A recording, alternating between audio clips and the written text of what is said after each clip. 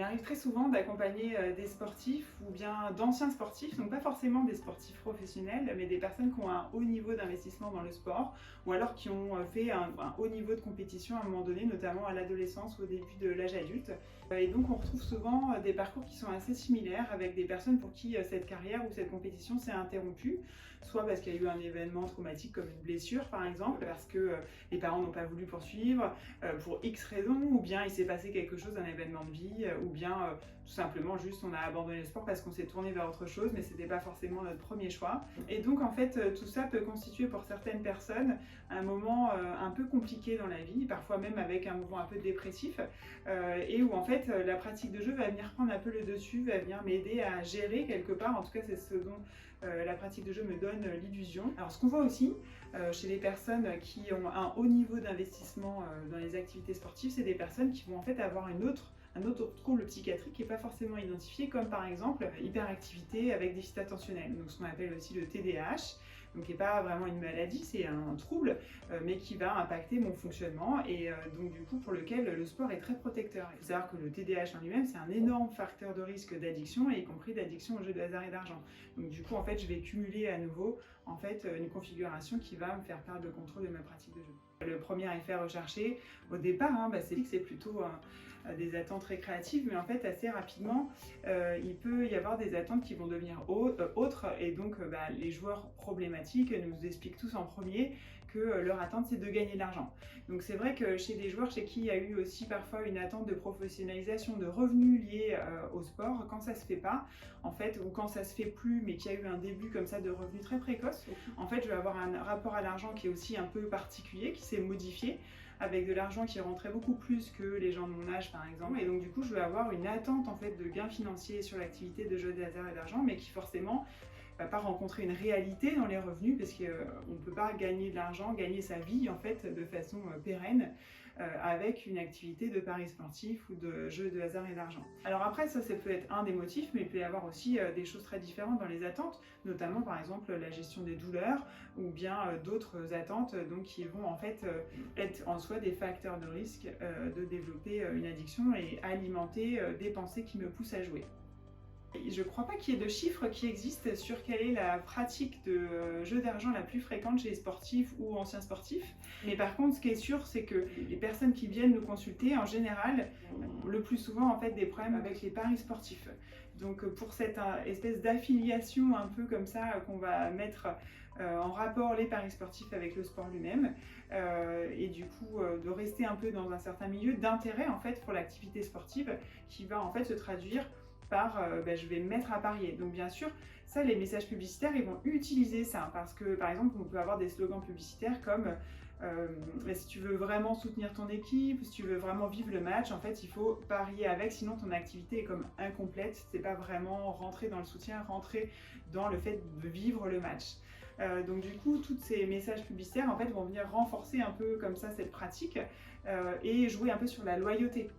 vis-à-vis de mon équipe ou de mon sport. Alors il faut savoir aussi que quand vous êtes sportif professionnel, vous ne pouvez pas parier sur votre propre sport, c'est très régulé et complètement interdit. Donc du coup ça va être soit des activités déplacées, soit dans certains cas, et on sait que ça existe, des activités qui vont peut-être même mettre en danger en fait mon parcours professionnel. Le premier risque en fait c'est de déréguler sa pratique des jeux d'argent et donc de développer une addiction, un trouble de l'usage de ces jeux d'argent. Donc c'est la première complication bien sûr, arrive très souvent aussi des dégradations financières. Et donc là il va y avoir un enjeu lié aux pertes d'argent, parfois au stress associé à ces pertes d'argent, qui peut aller même dans des moments de grosses pertes jusqu'à des raptus suicidaires, donc des idées suicidaires qui arrivent de façon très brutale au moment d'une perte et qui là sont des situations très à risque pour le joueur qui a perdu le contrôle, où il faut absolument pouvoir le protéger. Il peut se développer aussi en fait comme des complications, par exemple un trouble anxieux, une dépression, qui vont venir s'associer et se développer de façon autonome en fait. Donc je vais rajouter cette maladie-là, on va dire, et ça va m'empêcher aussi bien sûr de changer mon comportement de jeu. Après je peux avoir des conséquences aussi très directement sur le sommeil, où mon sommeil va se dégrader, je peux développer un trouble du sommeil. L'addiction aux jeux de hasard et d'argent, c'est une maladie qui est extrêmement stigmatisée. Donc du coup on va considérer que la personne est un peu responsable de ce qui lui arrive, et les personnes personnes en fait vont aussi avoir cette propre pensée sur eux en se disant c'est ma faute et du coup il faut que je m'en sorte par moi-même. Cette pensée en soi en fait c'est vraiment un énorme frein au fait de demander de l'aide, y compris de l'aide à des professionnels pour s'en sortir. Donc nous, en tant que professionnels, on a un vrai enjeu en fait à communiquer sur le fait non, c'est pas de votre faute. On dit ça à nos patients quand vous développez une addiction au jeu. Donc du coup, on lutte en fait contre cette honte qui fait vraiment partie en fait du cœur de ce que ressentent de façon douloureuse les personnes qui ont perdu le contrôle de leur pratique de jeu d'argent.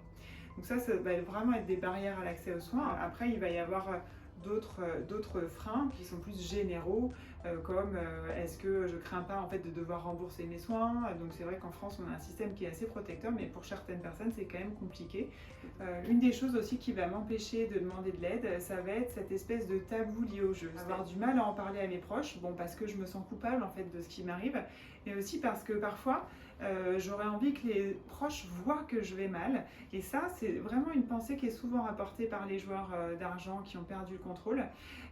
mais en fait bizarrement, malheureusement ça se voit pas quand on a une addiction au jeu, et du coup les proches en fait parfois ne soupçonnent pas qu'il peut y avoir une telle souffrance chez la personne, de tels dégâts associés y compris financiers qui vont être en fait bien camouflés par moment. Quand on pense avoir perdu le contrôle de sa pratique de jeu, ce qu'il faut faire c'est surtout ne pas attendre, il faut vraiment pas hésiter à demander l'aide d'un professionnel de santé, et là du coup on va accompagner la personne avec plein de stratégies différentes pour qu'il puisse y avoir un changement de comportement dans la durée qui se maintienne et que la personne retrouve une bonne qualité de vie. Bien souvent en fait il y a la pensée de s'en sortir tout seul, donc c'est vrai on peut s'en sortir tout seul, mais le risque en fait c'est de rechuter rapidement derrière. On sait que l'addiction au jeu c'est une maladie dynamique, c'est-à-dire qu'en fait on a des moments où ça va mieux mais en fait on rechute et du coup on arrive à des niveaux de découragement assez importants. Donc il y a des sites en ligne qui existent, qui sont recensés d'ailleurs sur le site Drogue Info Service, où on peut aller regarder les centres qui accueillent les personnes qui ont un problème de jeu. Il y a aussi des lignes d'écoute comme SOS Joueurs, ou comme le site de Drogue Info Service mais destiné aux joueurs. Donc on trouve sur ce site internet en fait un chat et aussi une ligne téléphonique. Et puis donc il y a aller vers les professionnels de santé. Il y a aussi des groupes d'entraide, il y en a très peu en France mais ça existe aussi, et on peut les trouver aussi sur internet, notamment les gamblers anonymes. On peut aussi prendre des mesures pour se protéger immédiatement. Donc bien sûr il y a l'interdiction de jeu, qui est une mesure qui va concerner les sites en ligne et les casinos, mais pas quand on joue en dur, entre guillemets, en dehors d'un casino. Donc c'est vrai que du coup ça peut être compliqué pour des personnes qui ont une pratique par exemple en bureau de tabac. Mais pour les autres activités, du coup, ça va me protéger pour une durée de 3 ans renouvelable. Je peux aussi m'interdire directement auprès de mon opérateur, y compris mon opérateur de jeu en ligne. Donc pour fermer mon accès pour la durée de mon choix auprès de cet opérateur de jeu. Enfin, je peux avertir mes proches, et c'est vraiment une des premières mesures protectrices aussi. En fait, c'est dévoiler ce problème de jeu à mes proches pour leur demander de l'aide, et bien souvent les proches en fait, bien sûr sur le coup c'est difficile à avaler, mais par contre ils sont plutôt soulagés de savoir que le lien de confiance peut se remettre en œuvre,